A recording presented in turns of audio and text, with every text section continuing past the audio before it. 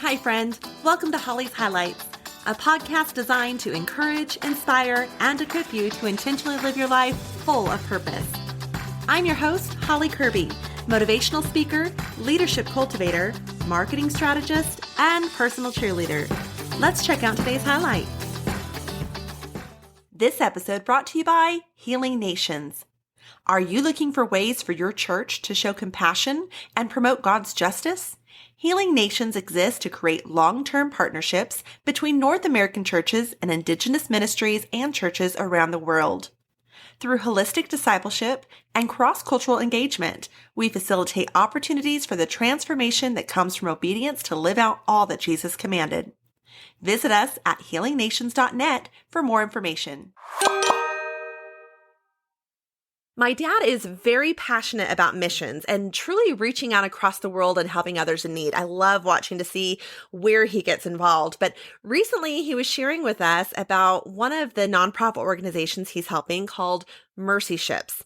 Now, he is such a supporter and advocate for Mercy Ships that he was telling our family all about it and even has their book circulating in our family to read more. Well, as a result, my daughter started doing research on Mercy Ships, and she too fell in love with their mission and the positive impact that they're making in truly just changing the lives of people who would otherwise have no hope of healing and help that they so desperately long for. In fact, she started donating to Mercy Ships, and she even received a t-shirt in the mail, and my dad was quite envious. So needless to say, we have a shirt coming on in his way too. So he'll get that soon.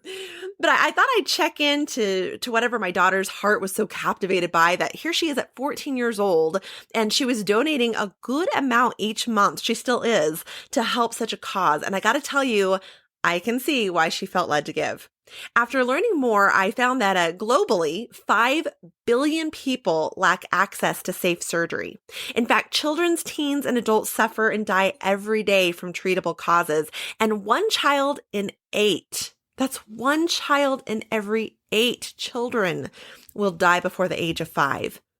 Mercy Ships deploys hospital ships to combat this overwhelming statistic. And since over 50% of the world's population lives near a coast, their ships are the best way to reach them with state-of-the-art medical care. I tell you, if there was ever an organization to get involved in, this is one. I reached out to Mercy Ships and was thrilled when they accepted my invitation to come on Holly's Highlights.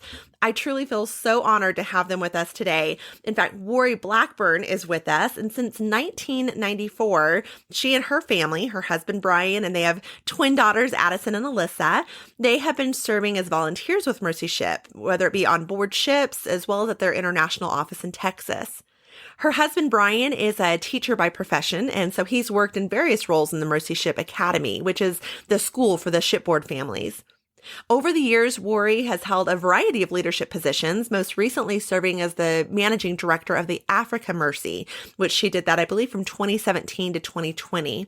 Now, currently, she serves, her and her family are serving at the international office, where her husband continues to do the work with the ship school program, but Warrie's in the chaplaincy department of the staff and crew. So welcome, Warrie. I am so excited to have you join us today. Thank you, Holly. I'm really glad to be here with you. Thank you for that great introduction. Now, I have so many questions and so much I hope you're able to share with our listeners today. So let's just dive right in. Will you tell us an overview of what Mercy Ships is, and then what we all are probably wondering, and that is, how did Mercy Ships come to be, and where did that vision originate?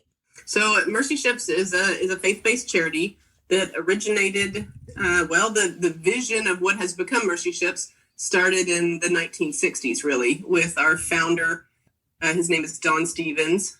Don and his wife, Dion, were involved in missions work as young people. And Don developed a real heart of compassion for those who were suffering and in need. And as a young man in missions, he sensed a call to try to address that need. And he began to have a vision for a ship. And he felt that if there could be a ship that would serve those in need, that could be a unique way to provide relief to those who were needing it.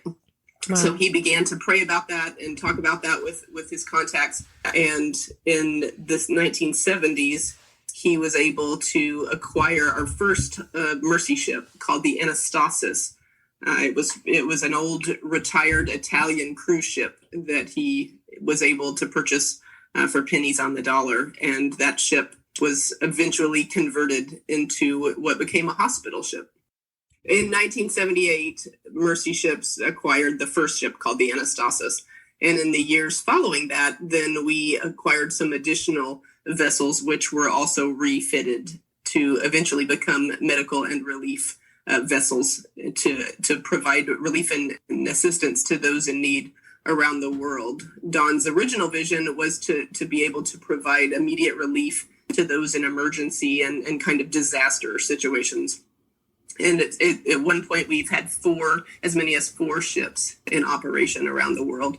But over the years, we've also discovered that ships are expensive to operate and need to be used strategically. And so we have a board of directors, and over the years, the board of directors made a decision that they wanted to have larger vessels with more capacity rather than smaller ones. And so some of the smaller vessels that we've operated in the past have been retired, and we've made a sort of strategic decision to move towards more sophisticated, larger vessels that are capable of providing very specialized surgical care to those in need. And so we're not really providing immediate relief in disaster situations as much as what was originally sort of envisioned, but now we've moved towards providing specialized surgical care to those who don't have access to those kinds of procedures in the countries in which they live.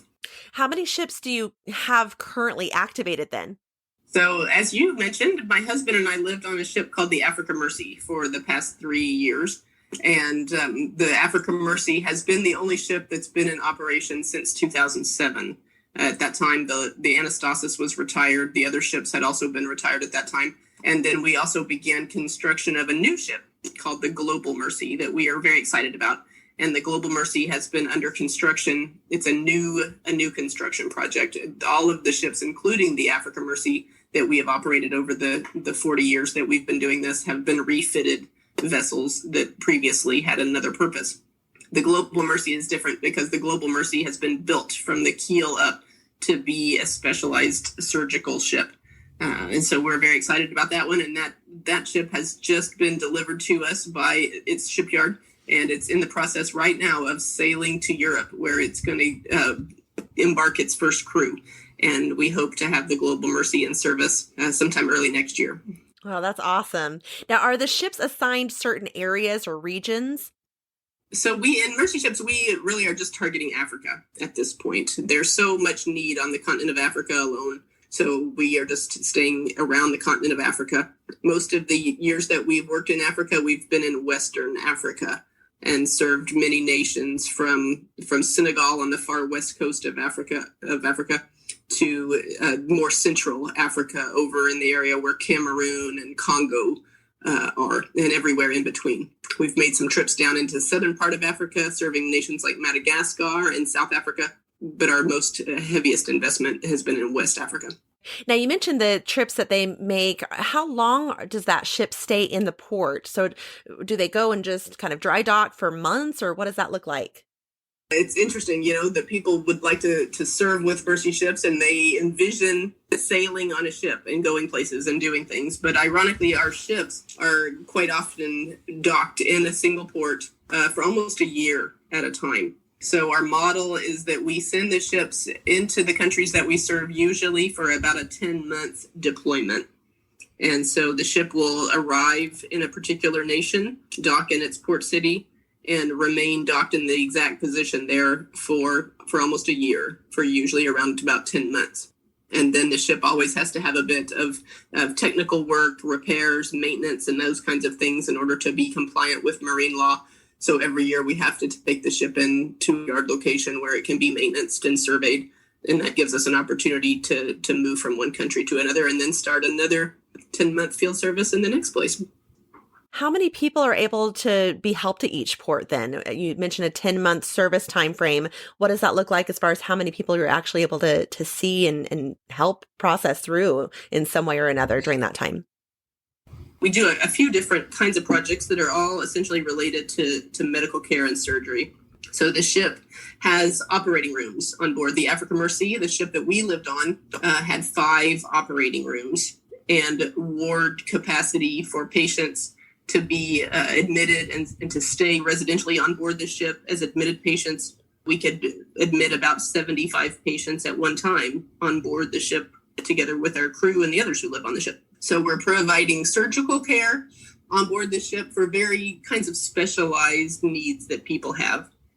One need that many people would be familiar with here and around the world is cataracts, for example. We find in Africa that many people are disabled, they're blind due to very dense cataracts that have developed in their eyes. And so we can provide ophthalmological surgery, for example, and restore sight to those who have gone blind due to cataracts. That's a very simple operation that we don't have to admit many patients for. We can do many of those kinds of procedures even as outpatient procedures. But many of the other kinds of surgery that we do are more extensive, and a very common birth defect all around the world, for example, is cleft lip and palate. Many babies are born every day with a cleft lip or a cleft palate or both.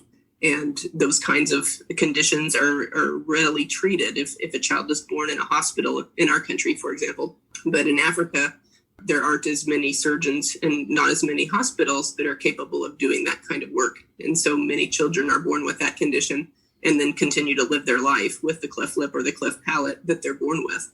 And so on board the ship, we can do what we call maxillofacial surgery to correct that deformity. And we treat babies and young children who have cleft lips or cleft palates, but we also treat patients who have lived into adulthood with that condition because they've never been able to find a physician or a hospital who are capable of doing that kind of procedure for them. In addition to the maxillofacial and the ophthalmological surgeries that we do, we also do orthopedic work, especially for children who have been born with birth defects in their legs, congenital problems with their legs that need to be straightened out. We do that, and that allows children to run and play for the first time often. We also do women's health surgery, meaning that we do vesicovaginal surgery for women who have become incontinent in childbirth. And that, of course, also restores women to a place in society that they were marginalized from because of that condition. And then in addition, we do other kinds of general surgeries as well, according to the needs that we encounter and the professional skills of the surgeons who volunteer alongside of us. So that's a little bit about the surgical side of the work that we do. Usually when a ship sits in a place for 10 months in a row, then we're able to serve between 2,000 and 2,500 patients with our surgical program. So that's about, it depends on the exact nature of the kinds of surgeries that we do, how extensive they are, how much recovery time is needed for each patient, but it's usually somewhere in that range. And then in addition to the surgery that we're doing, then we also have discovered that a ship is a powerful platform for training. And there's many medical professionals all over the continent of Africa who desperately desire to serve their own country, but lack opportunity to learn because there's so little activity for them to be a part of. And so we have a program on board this ship too, where we invite local healthcare professionals in the forms of doctors, surgeons, nurses, anesthesia providers, lab technicians to come on board the ship and to be part of our team in the hospital so that they can learn in a hands-on way about different kinds of procedures and different kinds of treatments that are available for patients to better equip them to serve their own countries. We also have some teams who go ashore and provide additional training away from the ship outside of our own surgical units. We have some teams that go ashore and provide a variety of kinds of courses to medical professionals, again, involved in the surgical work in local hospitals to better equip them to provide surgery in the hospitals that they have. And we make those plans per each country, depending on the kinds of facilities that they have, the kinds of needs that they have. And then we go in and make a custom plan for each country to provide additional training in that way too. That is awesome, the support that you not only provide for the people, but the country itself as you go in and help with teaching those courses and assessing them and just the infrastructure and the renovations that need to be made. Now, what is that? You mentioned the healing and recovery looks a little different for each patient. Are they staying on the ship post-surgery? And if so, kind of what does that look like? Or are they then preparing to go into those hospital areas? So we don't refer our patients to local hospitals. The kinds of surgeries that we have offered to provide are ones that we've chosen specifically because we feel that we can take care of those patients from the time that we admit them until the time that they have fully recovered from the kind of condition that they need help with. So we're not referring our patients for additional care to local physicians or hospitals. We don't want to create a burden for those beyond what they're already carrying. So that's part of the reason why we've chosen the kinds of specialties that we offer. So as I said, there's a ward on board the ship where on the Africa Mercy, for example, about 75 patients can stay at one time on board the ship. And in order to try to facilitate as many patients as possible, we do usually operate a little facility ashore as well in the country where the ship is located. And that way, if patients come and need to spend some time before their surgery, for example, if a baby comes for a cleft lip and palate surgery, he may be undernourished and underweight. And so we may need that baby to put on some fat before he or she can have that surgery. And so we have a facility ashore where a mother and a baby could come and stay and get that baby fattened up for the surgery, for example. Or we may have patients that need a place to stay after their surgery because of the kinds of post-operative care that they need. For example, orthopedic patients require quite a bit of post-operative rehabilitation. So those patients can also stay in the facility that we offer ashore and take as much time as they need for that recovery to take place. And sometimes for some of our patients, they may stay on board the ship and or at that facility ashore for months.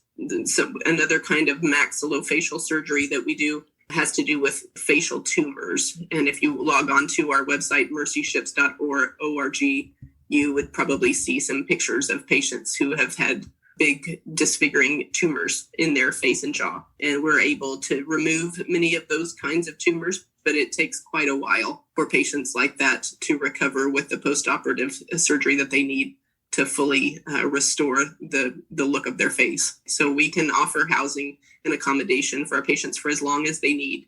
And we schedule our surgeries in such a way that the patients, we hope, will be fully recovered by the time the ship sails out of the country that they live in, so that they are able to return to their home and need no further care after they've come to Mercy Ships.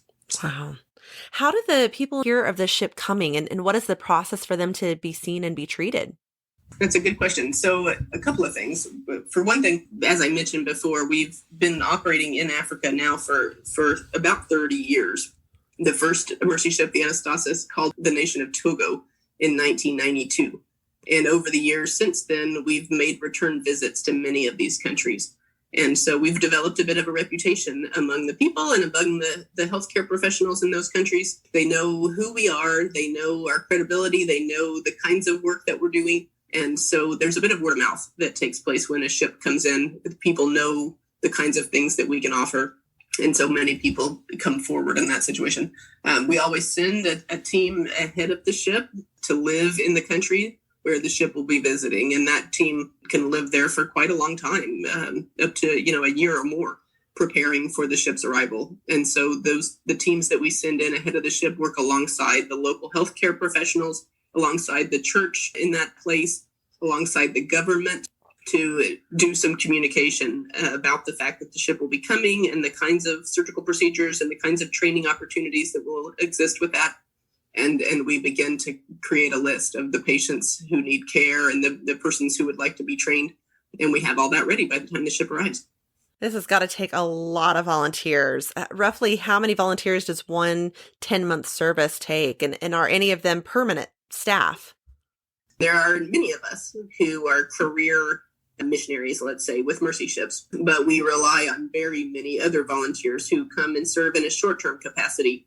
And our medical volunteers, especially nurses and doctors, many still keep jobs in the home country that they're from, and they will come and serve on board the ship for as little as 2 weeks up until the whole time the ship is sitting in a country, maybe 10 months as volunteers. And so we have a blend of people serving on board every ship, some of whom are long-term career people with the organization and others are short-term volunteers. And altogether, if you add all that up, it takes about 1,200 people throughout the year to work on board the Africa Mercy, for example, the ship that we just lived on.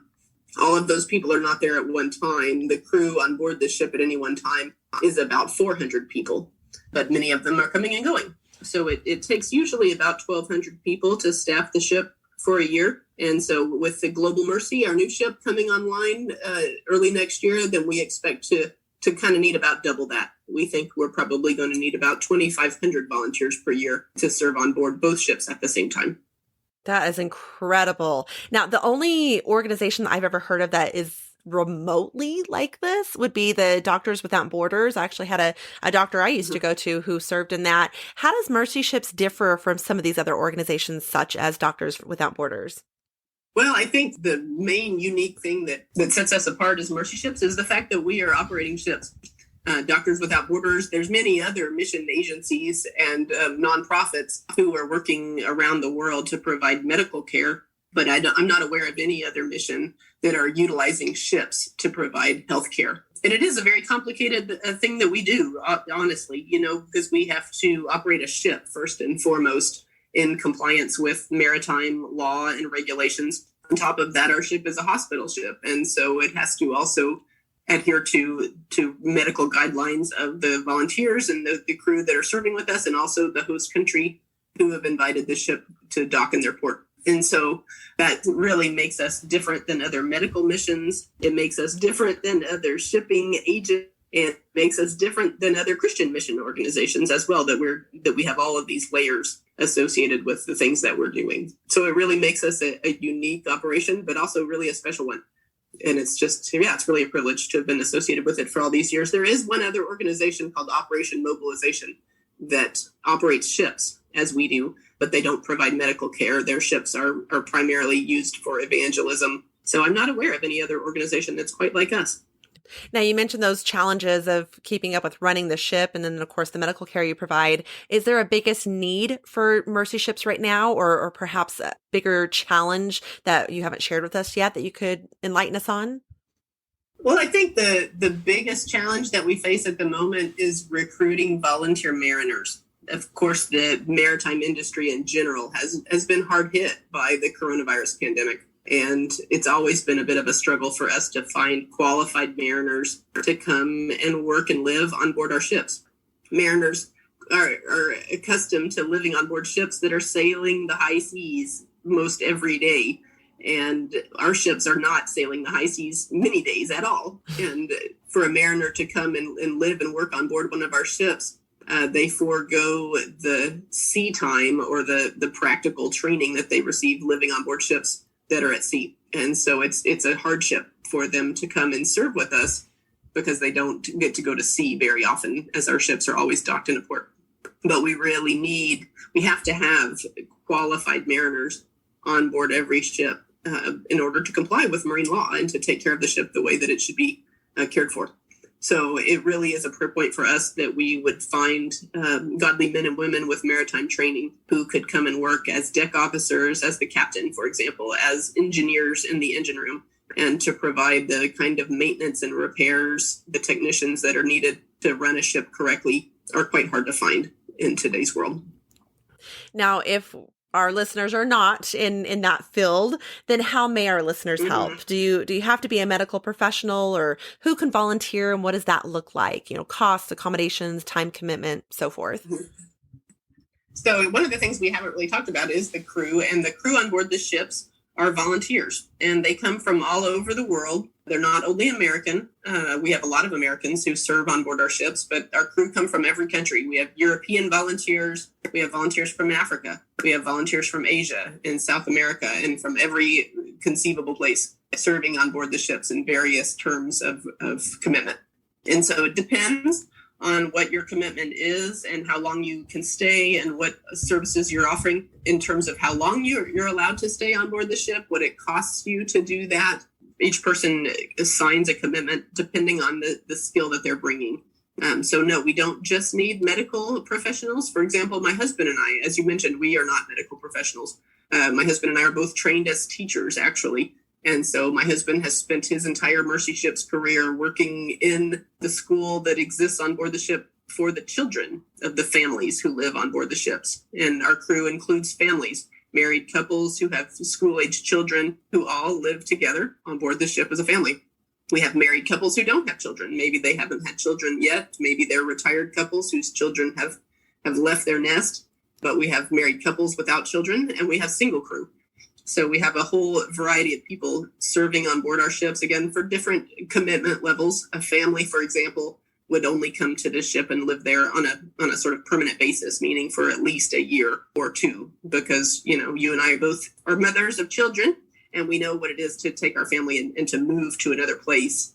That's a major commitment. And so we need our families to come and stay on board the ship for at least a year, for at least the time that the ship would be sitting in one nation, in order to make that kind of commitment and to move everyone backwards and forwards. So our volunteers may come as a single, for example. It's quite simple for a single volunteer to come and serve on board the ship for a short period of time and then return home. Others stay longer. So volunteers are responsible for the cost of their travel wherever the ship is located, from whatever country they come from. They take responsibility for their travel to get to the location where the ship is, and then they actually pay what we call crew fees, which is just a bit of a offering towards the room and board costs. And so crew don't receive any compensation for the service that they provide on board, whether it's in a long-term capacity or a short-term capacity. For each commitment, a person just would go onto the Mercy Ships website, mercyships.org, and listed on our website are all the different positions that are available and the time that's required in additional detail. So if listeners are interested in serving with Mercy Ships, you would just log on to our website and have a look at all the different kinds of commitments that are possible, whether you be a teacher or a doctor or a captain or a cook or a computer technician. We need all kinds of different people in all kinds of different capacities. Are we able to look at sponsoring a volunteer? Is that an option on your website? Most volunteers, the way that they raise their support to do this kind of work is through their own personal network of contacts. They ask others to support them financially to serve on board the ship for their length of commitment. And so I know for sure there's a way that a person can log onto the website and sponsor an individual person. I did like how there were plenty of options to get involved as far as, like you mentioned, the volunteering, but then also donating for, surgery or support in the equipment purchasing, or then a store that you have available on there had some great things, jewelry as well. Mm-hmm. So some different opportunities to take part in being a part of helping Mercy Ships. That's great.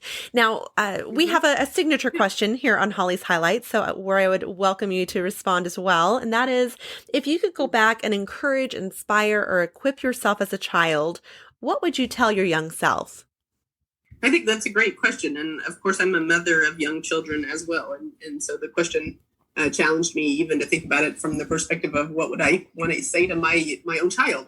And I think in the environment that we're living in today, and all of the questions in the world associated with coronavirus and politics and so much tumult that exists in the world today, I think what I would say is that God is at work in the midst of all of this. And I know it can be discouraging at times to look around our world and think, what do I do? How do I help? What part do I have in all of this?